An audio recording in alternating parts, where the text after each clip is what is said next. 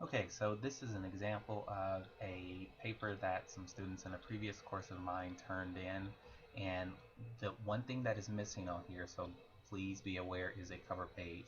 The cover page will have your name on it, the name of the course, the semester you took the course, and my name as the instructor. Okay, so make sure you have that as well as some sort of title. What you see here is a running head. Um, for at this level, it's okay if you use the same running head as your title, but you have to have that on the cover page as well. I removed the cover page so that you didn't know what students turned in this paper. Okay, these students use the headings that are typically found within a journal article, a APA journal article or journal manuscript. Um, and that is okay if you choose to use that approach, but you don't have to. This is just an example. But you do want to use some headings. This is a heading, abstract, okay, or a major part of a paper. This just sort of gives an overview of the paper. Again, if you choose to do it this way, that's up to you. You don't have to, but you need to let me as the reader know what you will be talking about so that I know what's coming. So they gave a general overview of what their paper was about. As you can see from the heading, it's a study on public display of affection in couples of different ages. Okay. They also did correct in-text citation, so they cited correctly where their information is from. So older people date, fall in love, and behave romantically in ways similar to the young, as one fun landmark study found. Um, that information is from this particular um, source. Although if it's a direct quote, you also need to put the page number in there.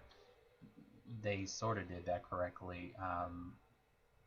They should have had the source page from this source, not this source, but that's getting a little bit deeper into citing than I really expect from you.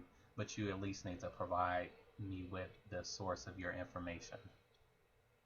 Okay, so abstract, again, that's just an overview of your title. You can have that as introduction or whatever.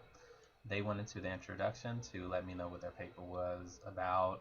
Um, they looks like here they talked about where they observed the different couples. They went to Chipotle and Bridgewater Falls, and somewhere else in here they will explain where they observed another couple. Um, Maybe it was at the same location. I'm not quite sure. It's been a while since I read it. Looks like from here it was two separate couples in one location, which is okay. Again, that's an approach. The idea is that you at least observe two different families, and they met that requirement. Then they talked about the method, actually, what they did during the observations. This is going to be key for you to explain to me what were you doing, because that lets me know why you may have analyzed your data in the way you did. So they told me about where they observed couples here, and then the method for how they did that, which was in this method section. Okay. Again, you can come up with different headings. That is completely up to you. All right, so there's quite a bit of information about what they actually observed. This is the actual observations you can see here. During the meal, neither member of the couple talked much. I'm not sure which couple they're talking about, but obviously one of the couples didn't talk much. Um, and then they talked about their results. This is where they were able to apply what they learned in a course to what they actually observed out in the field. Okay, and as you can see, they aren't using a lot of first person. I do recall at some point in the paper they said we because multiple people are turning in the paper, and that's fine.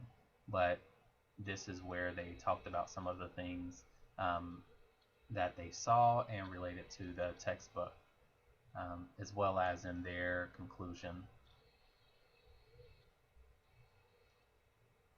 And looks like my page was turned sideways when I scanned it. All right, finally, they do have a reference page.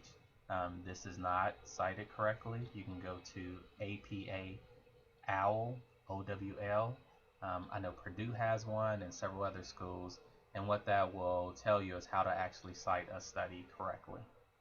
Um, but you do need a reference page to let me know what sources did you reference. this is a previous textbook I used. Obviously, unless you're using this textbook, you would cite the textbook that we are currently using in the course this semester. But you have the critical elements in this paper. You have what they are doing, what their paper is about, where they studied individuals, okay, and then they apply their findings to what they had learned in the course. And those are really the key elements. You are just trying to simply let me know that what you learned in the course you're able to apply to families. All right, if you have any other questions, just bring those to class and we will discuss them as a group.